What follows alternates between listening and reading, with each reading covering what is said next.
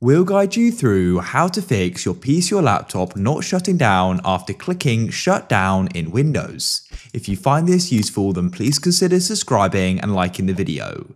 This can be super annoying and just impractical, so let's go and show you how you can fix this.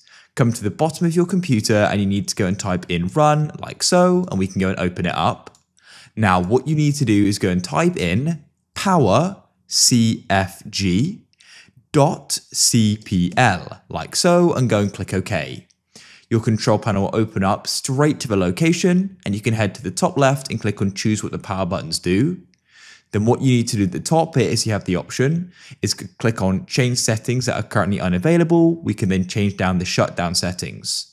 Unselect turn on fast startup like so and click on save changes.